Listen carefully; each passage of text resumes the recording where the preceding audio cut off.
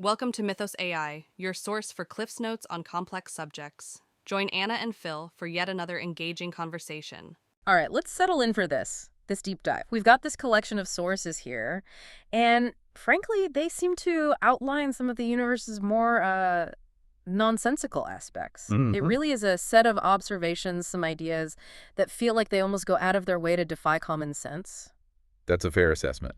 So, our mission, it seems, is to pull out the main points, even if those points make it feel like the universe is just, well, making things difficult. Exactly. We're trying to chart a course through a cosmic landscape that really doesn't seem to care much for our neat, intuitive ideas about how things should work. Okay. So yeah, expect things that feel fundamentally counterintuitive. You know, the beginning of everything, what gravity actually is, and the fact that most of the universe seems to be missing. Missing, right. Well, let's start unpacking that. First up, the origin story, the Big Bang. The sources are pretty clear on one thing right away. The name is terrible. Oh, absolutely terrible. Yep. Purely misleading marketing, you could say. Yeah. Big Bang makes you picture, well, a bomb, something exploding in space. Like a firework in an empty room. Precisely.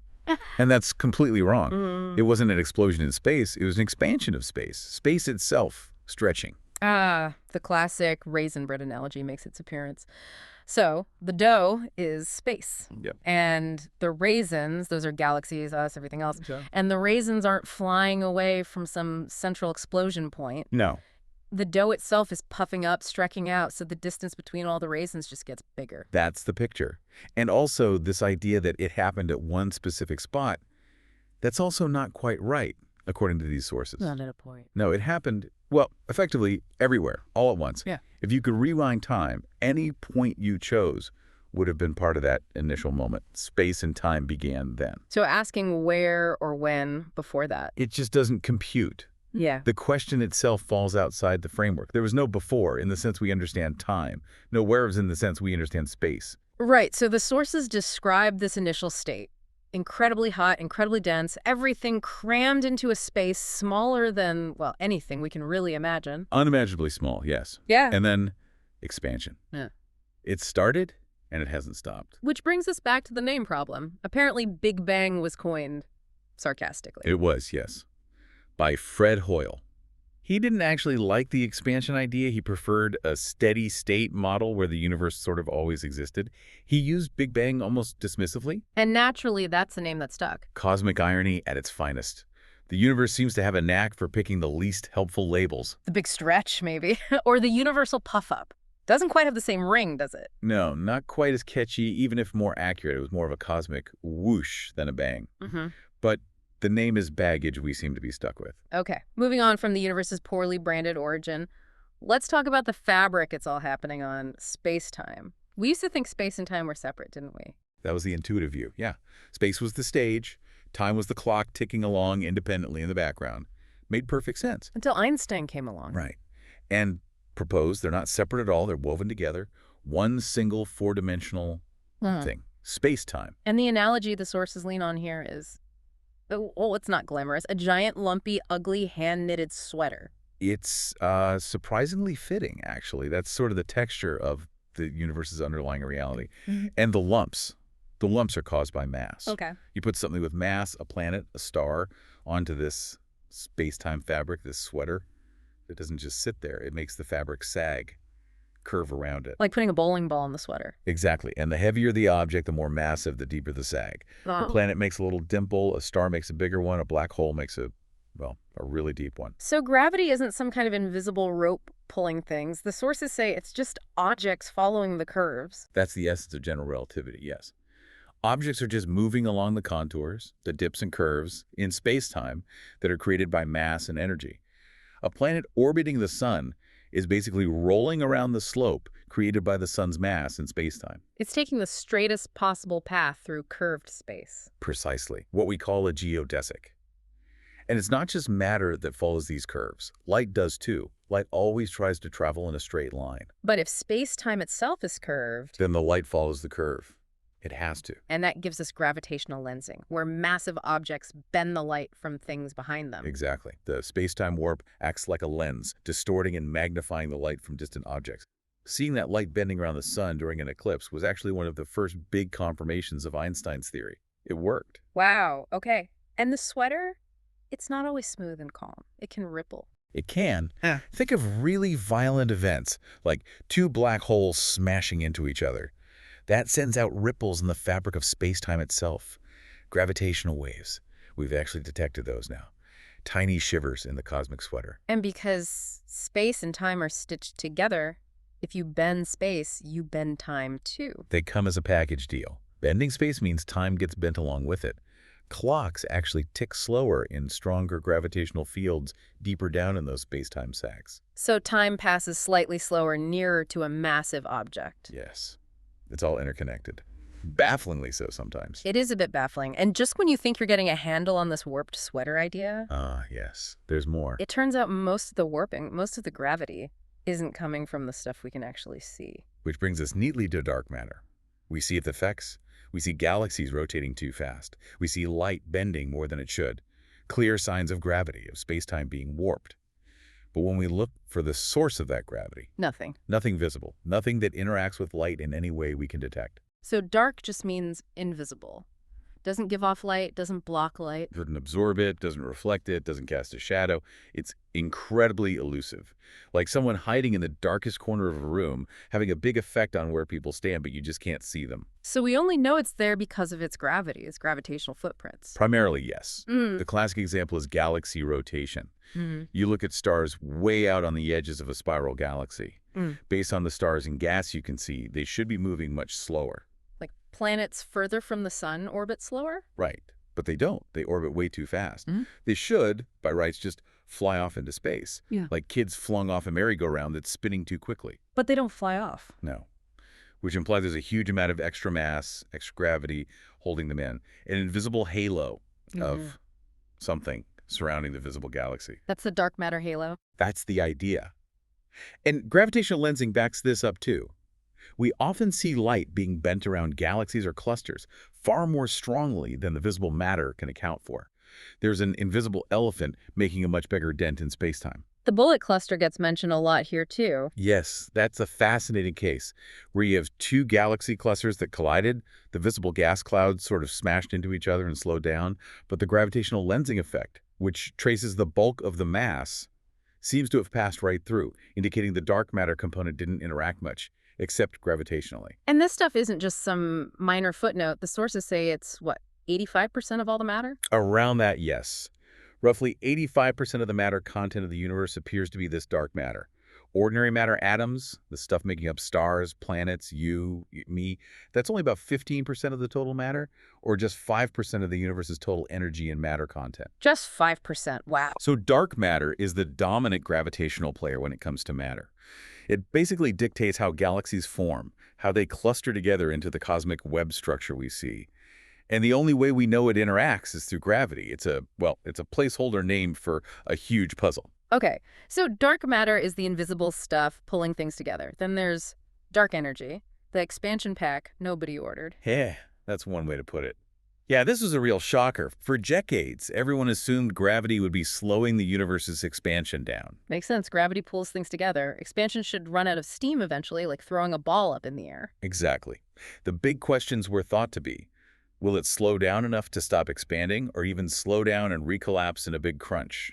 But then came the supernovae observations in the late 90s. Right. Astronomers were using type Ia supernovae, these exploding white dwarf stars that have a very predictable peak brightness as standard candles. Measure how bright they appear, you know how far away they are. Like knowing the wattage of a light bulb lets you gauge its distance by its faintness. Precisely.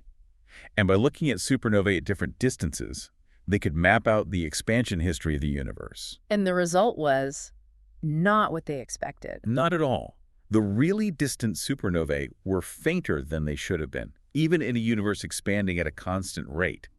They were further away than predicted. Meaning Meaning that sometime in the past few billion years, the expansion of the universe didn't just continue, it started to accelerate. It's speeding up. speeding up. Driven by what? Well, that's the billion-dollar question, isn't it? Yeah. Whatever's causing this acceleration was dubbed dark energy. Another wonderfully descriptive name. Indeed. It basically means we don't know what this is, but it's making the universe accelerate, and it doesn't seem to interact with light. Michael Turner, who coined it, called it the most profound mystery in all of science. Probably not an exaggeration. And it's important to keep it straight. Dark matter and dark energy are different beasts entirely, despite the similar names. Completely different. Dark matter clumps together, forms halos, and its gravity pulls things in. Dark energy seems to be smooth, spread out everywhere, and has this repulsive effect. It pushes space itself apart. Like a grumpy cosmic force wanting more elbow room. Sort of, yeah.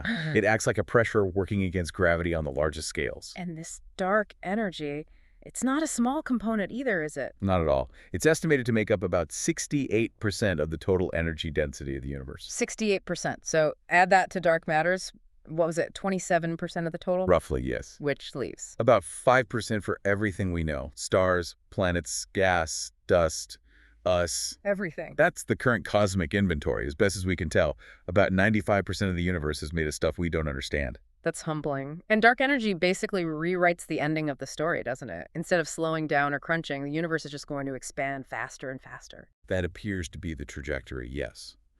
Leading to a future where galaxies get pushed further and further apart, potentially becoming isolated. Yeah. It definitely changed our picture of the cosmic endgame. Is there any idea what it could be? One leading candidate is the energy of empty space itself, vacuum energy. Einstein actually included a term for this in his equations initially, the cosmological constant, lambda. He put it in to make the universe static, which he thought it was. But the universe isn't static. Nope, so he took it out, calling it his biggest blunder. The irony is, we might need it back to explain the acceleration. There's a problem with that idea, right? Something about the numbers not matching up. A rather spectacular problem, yes. No. When theoretical physicists try to calculate how much vacuum energy should exist based on quantum mechanics, Yeah. the number they get is absurdly large. It's about 10 to the power of 120 times larger than the value we actually observe for dark energy. 1 followed by 120 zeros. That's not just rounding error, is it? No. It's arguably the worst prediction in the history of physics. It tells us we're missing something absolutely fundamental in how we connect gravity and quantum mechanics, a huge gap in our understanding. Which leads us nicely to the last topic, infinity. Another thing that seems to pop up when our theories start creaking under the strain.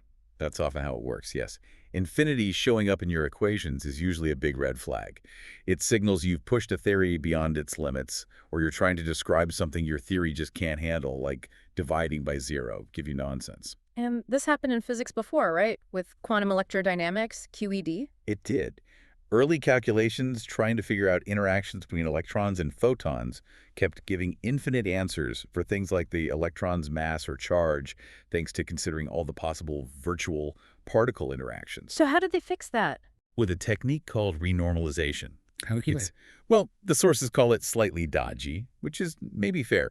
It's a clever set of mathematical procedures to sort of isolate and systematically cancel out the infinite parts, leaving you with finite predictions that match experiments incredibly well. But it feels a bit like sweeping the problem under the rug. It does have that flavor, yeah. Empirically, it's incredibly successful. QED is one of the most precisely tested theories we have, but philosophically, subtracting infinities from each other feels unsatisfying. Like you haven't truly solved the underlying issue. So does this apply to the universe itself? Could the universe actually be infinite in size? That's a really big question, and the honest answer is, we don't know. What we can see, our observable universe, looks pretty flat on the largest scales. Flat geometry, meaning parallel lines stay parallel, triangles add up to 180 degrees. Right, and the universe is perfectly flat geometrically could potentially get on forever. It could be infinite. There's always a but. We can only see so far out to the cosmic horizon. The distance light has had time to travel to us since the Big Bang. We have no idea what the universe is like beyond that horizon. The ant on the beach ball analogy again. Exactly. Our whole observable universe might just be a tiny patch on a much larger curved structure. It looks flat to us because we're only seeing a small piece, just like the ground looks flat even though we're on a sphere. We don't know the overall shape or size. So infinity might not be a physical reality, but more like a limit, a signpost saying, theory breaks down here. Like the singularity predicted at the very beginning of the Big Bang. That's certainly one way to think about it. Maybe infinities aren't features of the universe, but features of our description of the universe, showing us where our current models fail. Perhaps it's the universe's way of telling us we need better theories. Or maybe it's just a cosmic cop-out when things get too weird. Could be. It definitely marks the edge of our current understanding. Okay. So, after wading through all this, the awkward naming, the stretchy fabric, the invisible majority, what do these sources suggest we actually reasonably know? Well, we're pretty confident the universe started in that hot, dense state that has been expanding ever since. Let's stick with the big stretch for now. Okay. The big stretch happened. We're also pretty sure space-time is real, it's dynamic, and gravity is about its curvature. That seems solid. And we know that the ordinary matter, the stuff we're made of, the stuff we see, is only about 5% of the total pie. A rather humbling slice, yes. The other 95%. That's the big mystery zone. Dark matter and dark energy. We know what they do, roughly. Dark matter provides the gravitational scaffolding. Holding galaxies and clusters together, yes. Dark energy pushes everything apart, accelerating the expansion. Right. We know their effects, their large-scale behavior. But their fundamental nature, what they actually are, still completely unknown. They're the dominant forces shaping the cosmos, and we're stumped. And infinity hangs around, maybe as a boundary, maybe as a hint that our theories aren't the final word. It seems the universe just refuses to be simple or cater to our intuition. There's that famous quote, essentially reminding scientists, you must not fool yourself, and you are the easiest person to fool. Right, that need for critical thinking, for honesty about what we know versus what we're guessing. Cargo cult science, as Feynman called it. Exactly. We build models, we test them, we refine them, but we have to be brutally honest about their limitations and where the evidence actually leads. But maybe that's the point. The fact that it is so weird, so mysterious, that 95% is unknown, that's what makes it interesting. Absolutely. If we had all the answers, the exploration would be over. It's the puzzle itself, the scale of the unknown, that drives the curiosity. It's okay not to know everything.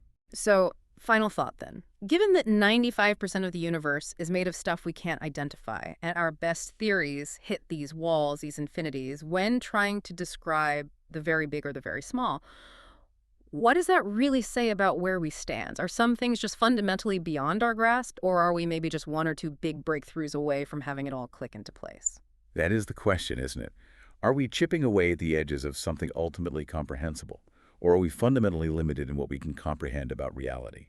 Something to ponder, definitely. Thanks for listening to Mythos AI. Stay tuned for more concise insights. And remember to hit the like button and subscribe for future episodes.